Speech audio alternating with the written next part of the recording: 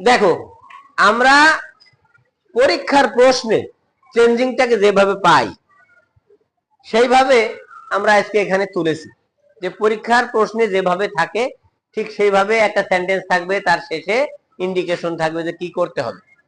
এইভাবে যেরকম ভাবে আসে এবং যেমন সেন্টেন্স আসে আজকে সেইটাই দিয়েছি। বড় বড় সেন্টেন্স আসে, আমরা যখন শিখাই কোন একটা আইটেম তখন ছোট ছোট সেন্টেন্স দিয়ে যাতে ছেলে মেয়ে বোঝে সেইটা আমরা শিখাই।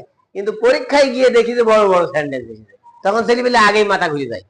কারণে বড় সেন্টেন্স দিয়েই আজকে তোমাদেরকে আমি বোঝানোর চেষ্টা করব যে এইগুলো তোমরা কিভাবে মোকাবেলা করবা।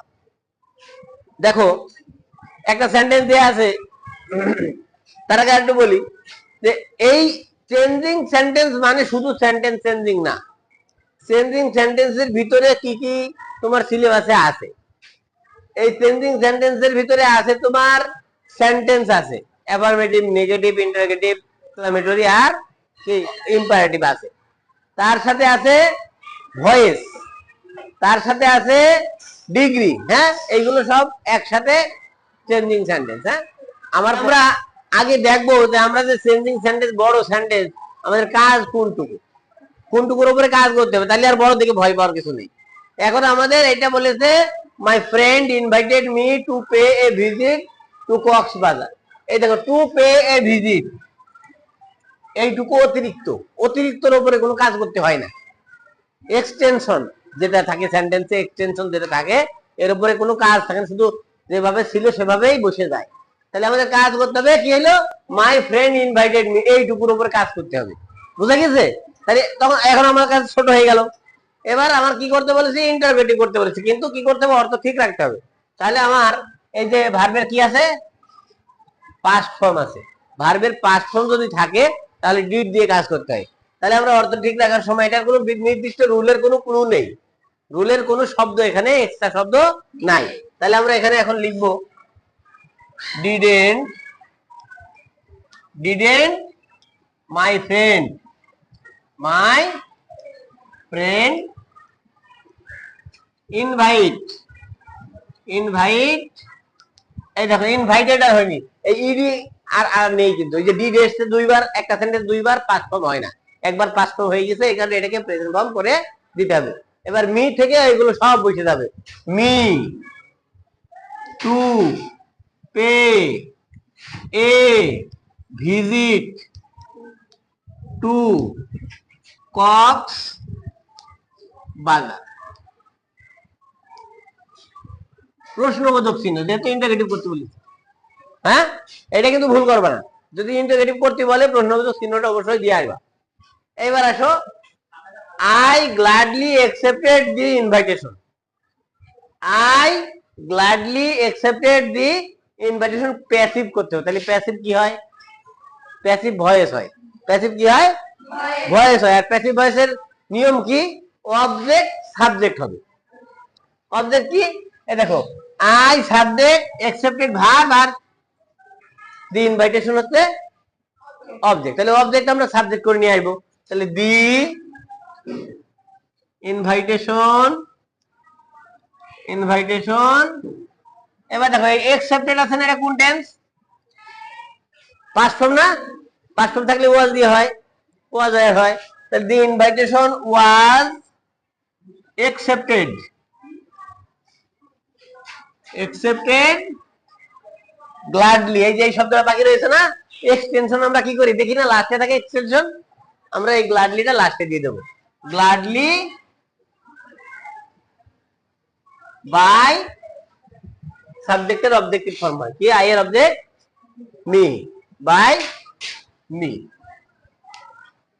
বুঝা গেছে? এবার চলে যাবো আমরা 3 নম্বরে, when I reached there। করতে বলেছে কি, negative, when I reached there, এটা আছে, এটা এটা কি, এইটার আমরা চেঞ্জ করব না। এখানে আবার একটা কথা আছে, সেটা বলে রাখি, যে তোমার ক্লজ বললে কথা, ক্লজ, ক্লজ কি জানো, ক্লজ হচ্ছে একটা সেন্টেন্সের বৃহত্তর অংশ যেখানে একটি সাবজেক্ট এবং একটি ফাইনাইট ভার্ব থাকবে। এখানে একটা ক্লজ আছে, আই রিচড দেয়ার, এটা একটা ক্লজ। আর my friend received me warmly, এটা একটা ক্লজ। এই দুইটা ক্লজের ভিতরে কোন ক্লজের কাজ হবে? যেটা প্রিন্সিপাল ক্লজ সেটার কাজ হবে, সাবঅর্ডিনেট ক্লজের কোনো কাজ হবে না, মনে রাখতে হবে। হ্যাঁ, তাহলে আমরা প্রিন্সিপাল ক্লজ যেটা প্রধান বাক্য, যেটা এইটা বাদে এইটা বাদে ওটা যদি অর্থ শেষ করে তাহলে ওইটা প্রিন্সিপাল ক্লজ। যেমন my friend receive me warmly, দেখো তাহলে ওইটা সেন্টেন্স পূরণ হয়ে যাচ্ছে, কথা শেষ। কিন্তু যদি এইটা বলি হোয়েন আই রিচ দেয়ার, আমি যখন সেখানে পৌঁছলাম, তার মানে আরো কথা থেকে যাচ্ছে, আকাঙ্ক্ষা থেকে যাচ্ছে, তাই না? তাহলে এইটা হচ্ছে সাবঅর্ডিনেট ক্লজ। সাবঅর্ডিনেট ক্লজের কাজ হবে না, হবে কার?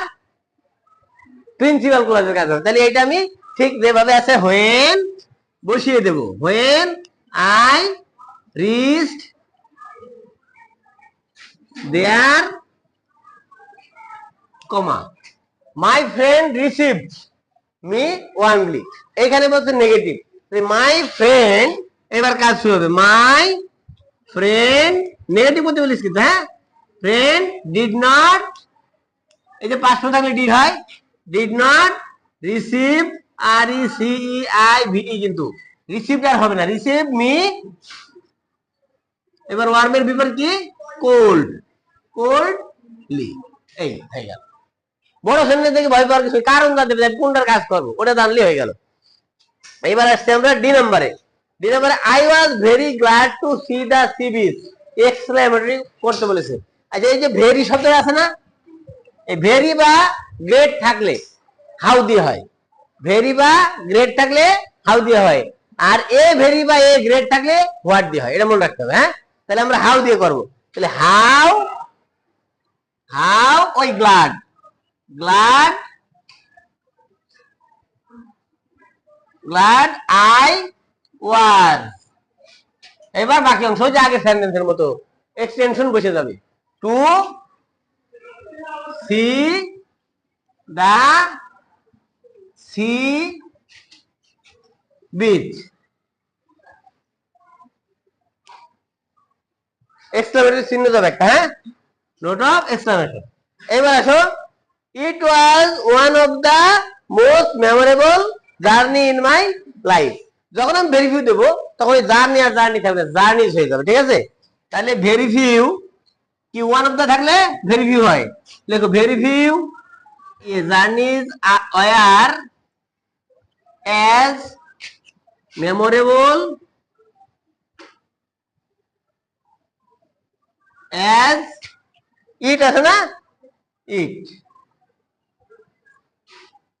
as it in my life, in my life। অথবা যদি এই অতিরিক্তটা আগে পাশে দেওয়া, ওতে নাম্বার কাটবে না, কিন্তু মূল জিনিসটা ঠিক থাকতে হবে, যেটা যেখানে তোমার কাজ, সেই কাজের জায়গায় কাজটা করতে পারতে হবে।